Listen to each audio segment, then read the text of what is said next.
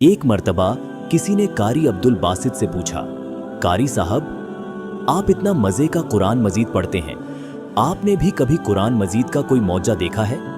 वह कहने लगे, मैंने कुरान के सैकड़ों मौजे आंखों से देखे हैं। उन्होंने कहा, कोई एक तो सुना दीजिए।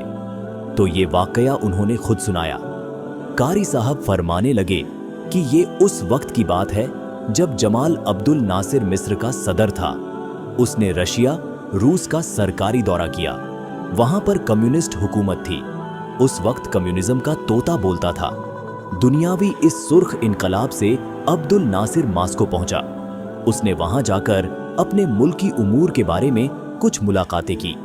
मुलाकातों के बाद उन्होंने थोड़ा सा वक्त तबादला ए ख्यालात के लिए रखा हुआ था। उस वक्त वह आपस में गप्पे मारने के लिए बैठ गए। जब आपस में गप्पे मारने लगे तो उन कम्युनिस्टों ने कहा, जमाल अब्दुल नासिर, तुम क्या मुसलमान बने फिरते हो? तुम हमारी सुर्ख किताब को संभालो, जो कम्युनिज्म का बुनियादी माखज था। तुम भी कम्युनिस्ट बन जाओ। हम तुम्हारे मुल्क में टेक्नोलॉजी को रोशनास करा देंगे। तुम्हारे मुल्क में साइंटिफिक तरक्की बहुत ज्यादा हो जाएगी और तुम दुनिया के तरक्की याफ्ता मुल्कों में शुमार हो जाओगे। इस्लाम को छोड़ो और कम्युनिज्म अपना लो। जमाल अब्दुल नासिर ने उन्हें इसका जवाब दिया तो सही, मगर दिल को तसल्ली न हुई। इतने में वक्त खत्म हो गया और वापस आ गया, मगर दिल में कसक बाकी रह गई कि नहीं, मुझे इस्लाम की हकानियत को और भी ज्यादा वाजह करना चाहिए था। जितना मुझ पर हक बनता था मैं उतना नहीं कर सका। 2 साल के बाद जमाल अब्दुल नासिर को एक मर्तबा फिर रशिया जाने का मौका मिला। कारी साहब फरमाते हैं कि मुझे सदर की तरफ से लेटर मिला कि आपको तैयारी करनी है और मेरे साथ मास्को जाना है। कहने लगे कि मैं बद्दा हैरान हुआ कि कारी अब्दुल बासित की तो जरूरत पड़े सऊदी अरब में, अरब अमारात में, जहां मुसलमान बसते हैं, मास्को और रशिया जहां खुदा बेजार लोग मौजूद हैं, दीन बेजार लोग मौजूद हैं, वहां कारी अब्दुल बासित की क्या जरूरत पड़ गई। खैर, मैंने तैयारी की और मैं सदर साहब के हमराह वहां पहुंचा। वहां उन्होंने अपनी मीटिंग मुकम्मल की। इसके बाद थोड़ा सा वक्त तबादला ए ख्यालात के लिए रखा हुआ था।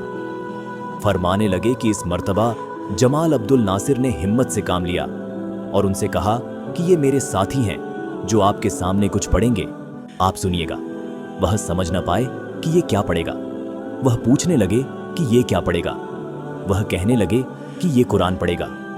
उन्होंने कहा, अच्छा पढ़े। फरमाने लगे कि मुझे इशारा मिला और मैंने पढ़ना शुरू किया।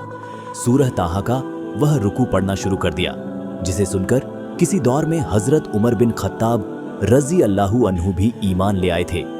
फरमाते हैं कि मैंने जब 2 रुकू तिलावत करके आंखें खोल ली तो मैंने कुरान का मौजज़ा अपनी आंखों से देखा कि सामने बैठे हुए कम्युनिस्टों में से 4 या 5 आदमी आंसुओं से रो रहे थे। जमाल अब्दुल नासिर ने पूछा, जनाब, आप रो क्यों रहे हैं?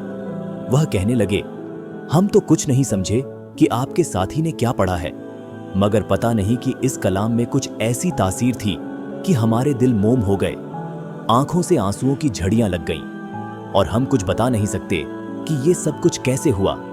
सुभान अल्लाह, जो कुरान को मानते नहीं, कुरान को जानते नहीं, अगर वह भी कुरान सुनते हैं तो अल्लाह ताला उनके दिलों में भी तासीर पैदा कर दिया करते हैं।